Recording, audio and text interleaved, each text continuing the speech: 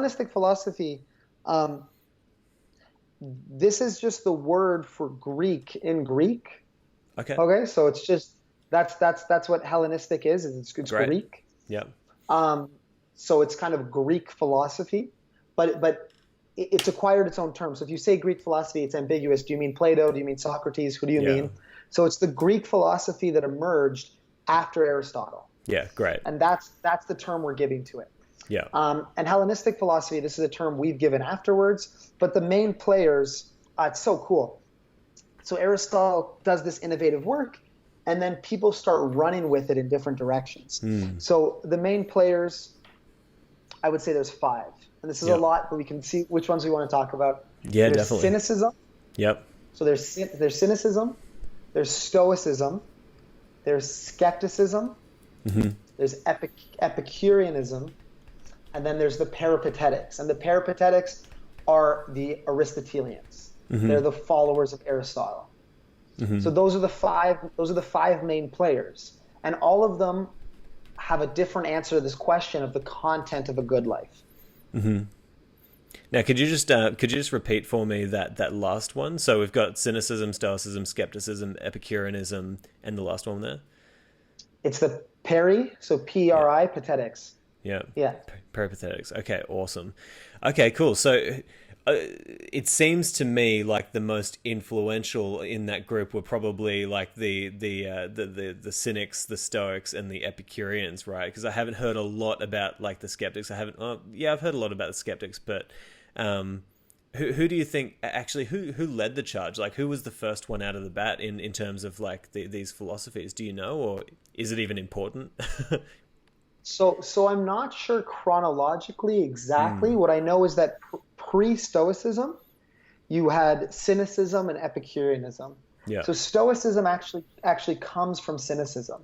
Mm-hmm. So Zeno of Citium, the founder of Stoicism, he was a student of Diogenes. He was a student of a Cynic. So pre-Stoicism, I know you had Cynicism and Epicureanism. Yeah. So those two were kind of originating this kind of way of formulating it. One of the reasons you don't hear a lot about the skeptics is, I mean, we can talk about that more, but it's just because they didn't really have people want an answer, right? And the people are searching for this truth.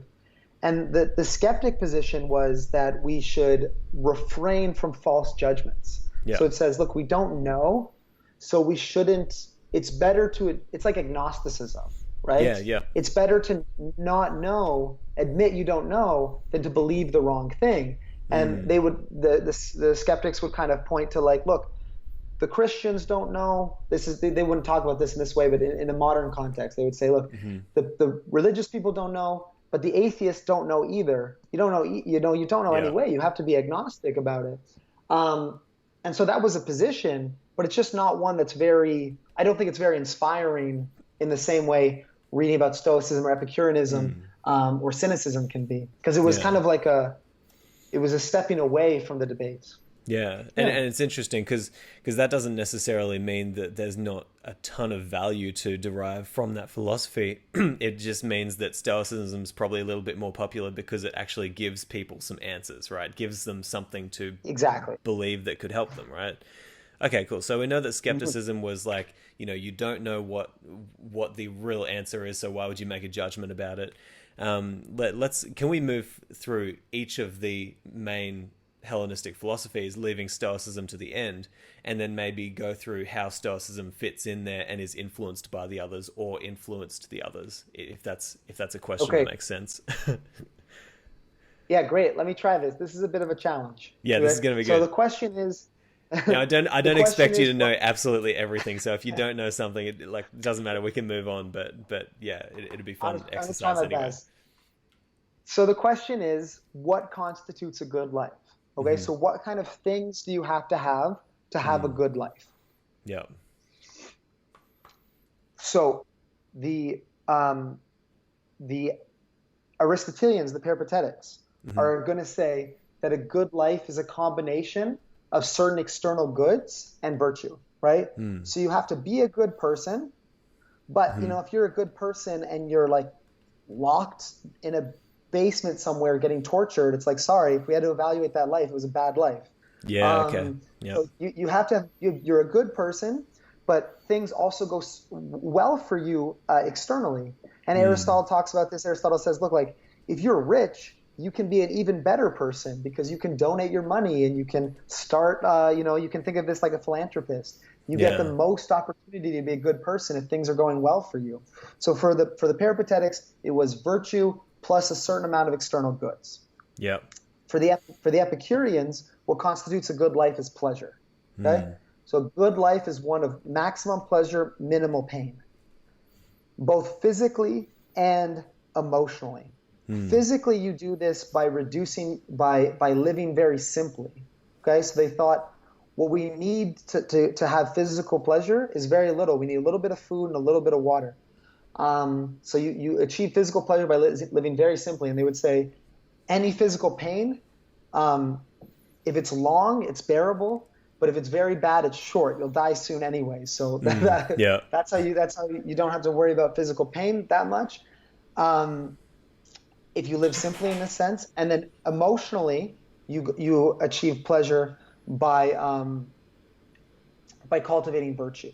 So they thought that good people experienced the best emotional lives, right? They felt the best about what they were doing, about how they were helping others, about their friendships. So the Epicureans thought virtue was necessary, but it was not the good. The good was pleasure, and you used virtue to get to it. Okay, so the Peripatetics, two goods, right? Virtue and external goods. The Epicureans, only one good, pleasure, but you achieve pleasure by being virtuous. Yeah, because I think a lot of people misinterpret that, right? Like I think even myself included a lot. Like you think about the Epicureans and you think all they wanted was pleasure. So it was almost bordering on the hedonistic kind of lifestyle, right? It's like I'll just have whatever I want, but that's really not what they were saying, essentially. Well, the confusion here is that it is hedonistic, right? Hedon is the Greek word for pleasure. It was hedonistic, but it was hedonistic in the Greek sense, not hedonistic in our sense, in the modern sense. Okay. And there was this argument. The Epicureans just think that if you pursue pleasure, you harm your friends to get pleasurable things, you're going to feel really guilty. Yeah. And your goal for pleasure is both physical pleasure, but also mental pleasure, right? Yeah. So if you're a terrible person, they just thought it was a fact of our nature that you're going to feel awful about it. And then you're not going to have a pleasurable life. They say the people who feel the best about themselves are good people. Yeah. So it was this pursuit of pleasure, but it was this recognition that you needed to be a good person to maximize this pleasure. Yeah. Yeah.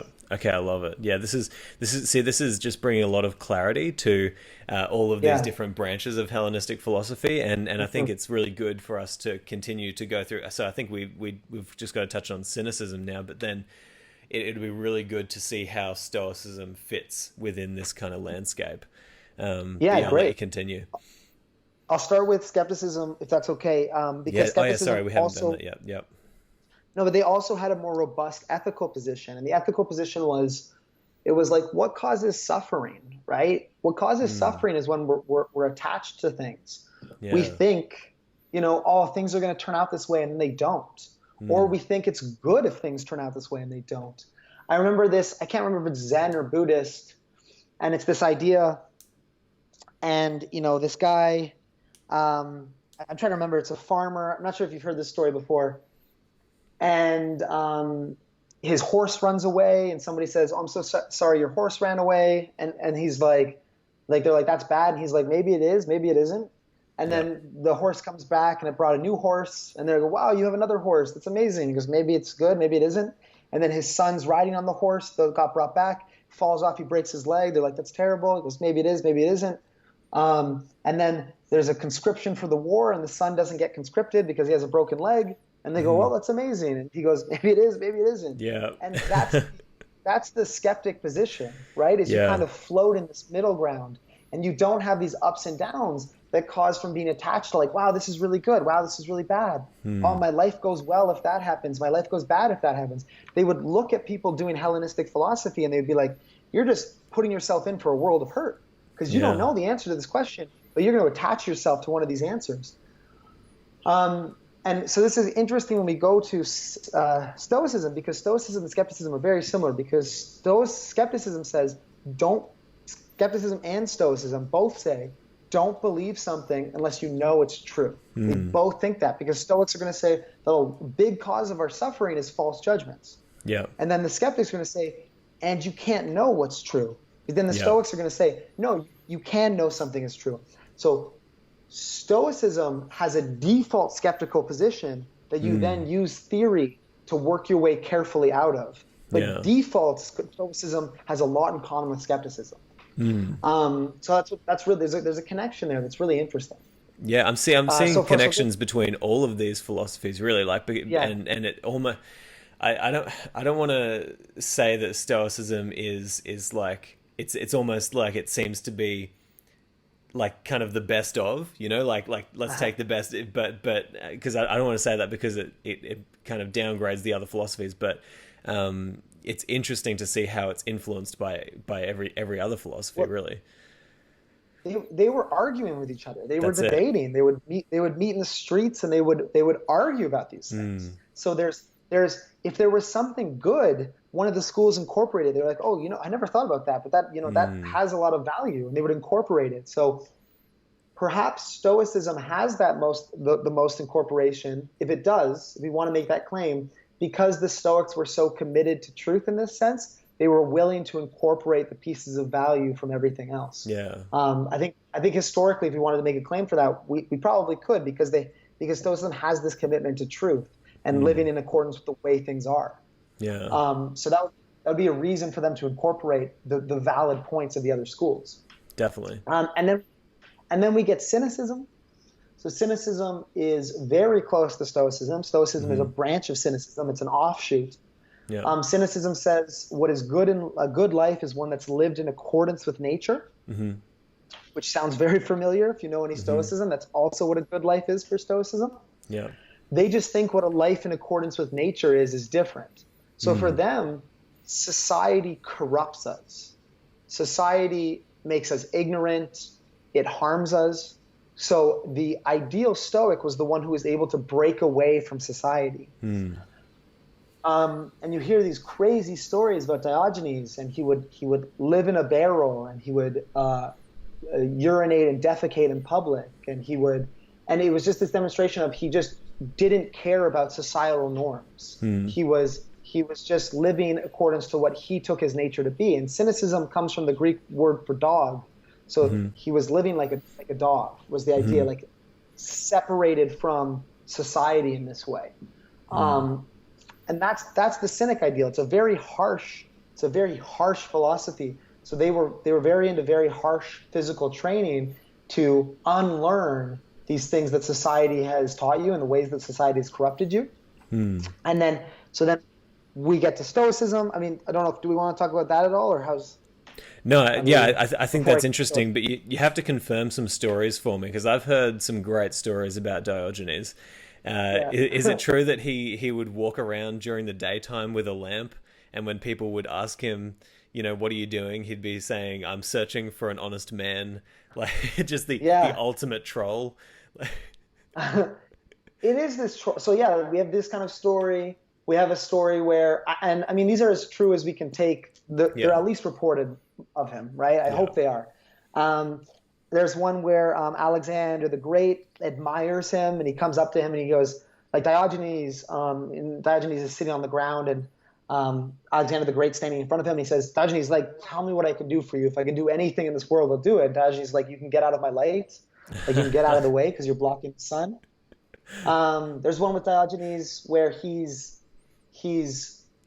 all he has, his only earthly possession is this little cup. And he goes down to the river and he's filling up water in this cup and drinking from it. And he sees this young boy cupping his hands and drinking out of his hands. And Diogenes just like throws his cup away in anger and is like, man, even this kid is a better philosopher than me, because like he doesn't even need a cup. But there was this trolling to cynicism of trying to shock people out of their comfort zone and out of this because they saw society as this corrupting force, right? As this force that caused you to be ignorant, and you thought what it was according to your nature was to sleep in a home and to have 3 meals a day and to care about what other people think of you. And you think that's your nature because it feels right when you grow up being socialized in this way. Yeah. So there was this attempt to shock people out of it. Yeah. Yeah. No, I love that. I just love those stories because it's just so hilarious to think that he would go down with a cup and then see somebody else drinking from their hands. And like, damn it, now I can't even use a cup. You know, it's just like, oh man, like, but when you think about it, like, man, that is a difficult life to live. That's extremely difficult. And for us to even consider giving up our apartment, giving up, all the security, giving up your job, everything, even down to a cup, like that's an extreme form of human strength if you really think about it. And it's extremely inspiring as well. Like I can see why people like Alexander the Great would have gone to Diogenes to find out what it is that allows him to get to that stage.